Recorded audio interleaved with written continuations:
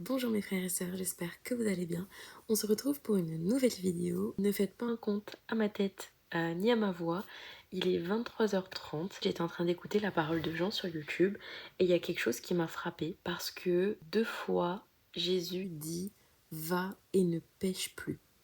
Et en fait récemment je parlais avec ma maman et on parlait de la confession, on parlait des pensées qu'on pouvait avoir, mal penser des gens, mal parler ou ce genre de choses. Souvent je dis, quand on décide de suivre Jésus, on n'a plus envie de pécher. Le fait d'écouter et de ne pas lire, je me suis dit, mais en fait, on sait que Jésus nous laisse 2 grands commandements, qu'on aura un seul Dieu et aimez-vous les uns les autres. Imaginez tous les gens que vous croisez, tous les gens avec qui vous parlez, et bien imaginez que c'est Jésus. Ou au contraire, que ces personnes ne connaissent pas Jésus et que c'est à vous de refléter Jésus.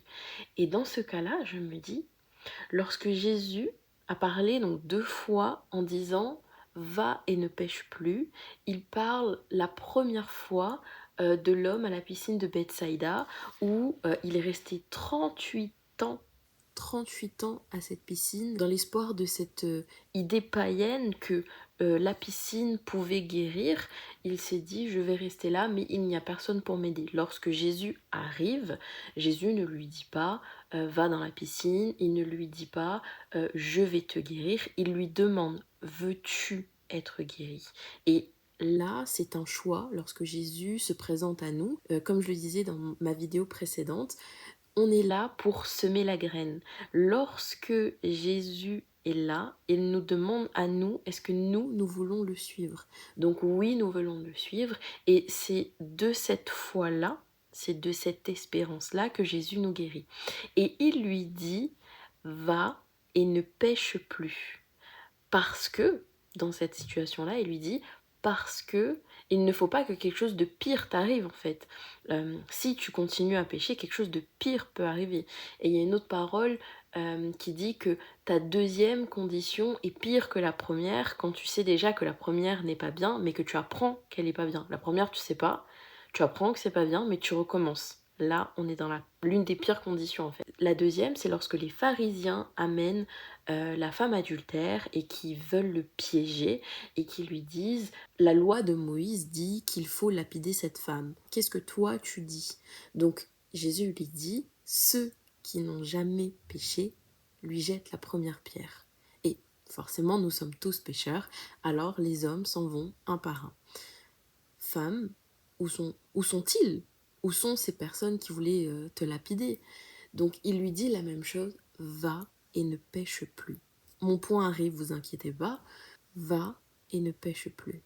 Lorsque tu rencontres Jésus et que Jésus te donne sa miséricorde, que Jésus te dit à toi, son enfant, va et ne pêche plus, qu'il prend tes péchés, qu'il prend tes fautes, qu'il prend tes fautes que tu le saches ou non, et qu'il te dit va et ne pêche plus. Lorsque tu continues de commettre des péchés en conscience, parce que je pense qu'il peut arriver quand on ne sait pas, qu'on n'est pas instruit, qu'on puisse pécher, donc on puisse demander pardon, mais va et ne pêche plus. Dans chaque configuration, dans chaque péché et dans chaque chose que nous allons faire, nous devons partir, semer la parole, partager qui il est et ce qu'il a fait pour nous et ce qu'il fait pour nous, mais nous ne devons plus pécher.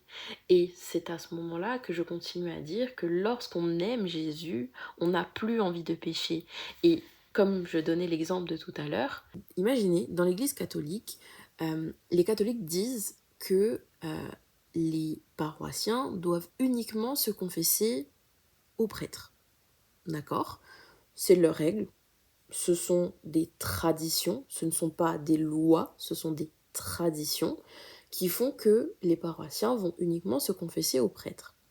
Sauf que l'Église catholique prône aussi le fait que si Dieu est miséricorde, il vous pardonnera tous vos péchés. Et c'est là que je reviens sur la parole de l'homme à la piscine de Bethsaïda, c'est que Jésus lui dit « Va et ne pêche plus, de peur que quelque chose de pire t'arrive. » Et c'est là que je me dis, en fait, beaucoup de personnes dans l'Église, donc que ce soit catholique ou autre, pense que Dieu est miséricorde au point qu'il va vous pardonner les péchés que vous allez commettre en pensant que ce n'est pas grave, en pensant que je l'ai déjà fait une fois, j'ai demandé pardon, je suis pardonnée, donc je peux recommencer parce que si je recommence, il me pardonnera quand même. C'est le cas.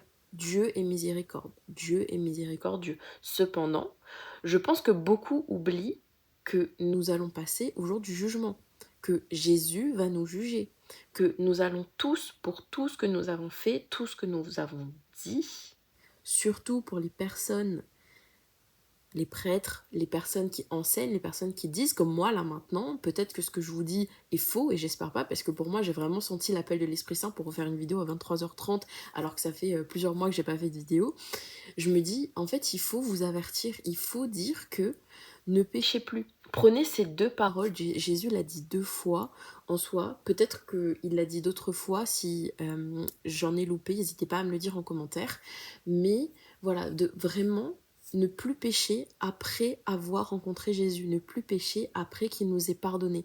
Parce que moi personnellement, j'ai peur de voir ce qui peut arriver et je n'ai pas envie de voir ce qui peut arriver parce que nous savons que le jugement arrive, surtout dans les temps qui courent. Nous savons que surtout, nous, si vous avez le temps de regarder cette vidéo, si vous prenez le temps de regarder cette vidéo, c'est que vous êtes des chrétiens privilégiés et que vous n'êtes pas persécutés, que vous pouvez partager la parole, que vous pouvez vous imprégner de la parole. Et ça, c'est une grâce, il ne faut pas l'oublier.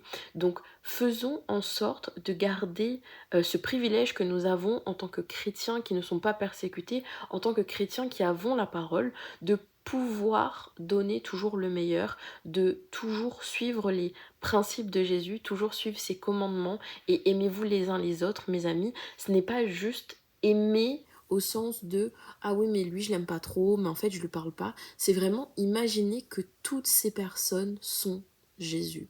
Imaginez que cette personne est Jésus et qu'il a besoin de vous. Imaginez que cette personne qui vous demande une pièce est Jésus et a besoin de vous. Et même si c'est très difficile d'imaginer que c'est Jésus, moi je sais qu'il y a des anges qui viennent sur terre et je suis persuadée d'en avoir rencontré dans ma vie, même des microsecondes, ces personnes que nous croisons et qui changent notre vie. Combien de fois j'ai rencontré des gens qui m'ont dit bonjour et qui m'ont sauvé la vie par des simples sourires et surtout qu'on ressent en fait cette paix limite, cette sensation vraiment de paix où la discussion devient vraiment comme un dénouement de situation, on va dire. Imaginez que toutes les personnes que vous croisez sont des anges. Imaginez que certaines personnes qui viennent vous voir ont besoin de vous et que à ce moment-là, vous êtes sûrement peut-être la seule personne qui va faire cette différence. Et combien d'histoires parlent de quand l'Esprit Saint leur a parlé de leur dire n'allez pas là-bas, donnez-lui une pièce, donnez-lui ça, et faites ça, dites-lui ci, dites-lui ça.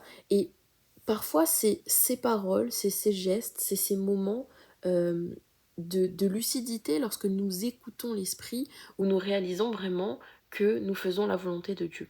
Donc, tout ça pour dire que voilà, j'ai vraiment accroché sur ne péchez plus et de ne pas en soi recommencer ces péchés-là. Donc j'espère que cette petite vidéo vous aura plu.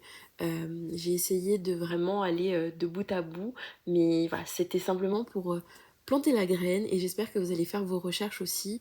Et n'hésitez pas à me laisser des petits commentaires, d'aimer la vidéo, de la partager. Et c'est avec plaisir que nous continuons à faire grandir cette communauté en espérant que vous alliez passer une bonne journée, une bonne soirée, une très bonne année 2026. Que le Seigneur vous protège, vous bénisse et vous garde et vous offre toutes les bénédictions dont vous avez besoin pour cette année. Et je vous dis à très vite pour une prochaine vidéo. Bye bye!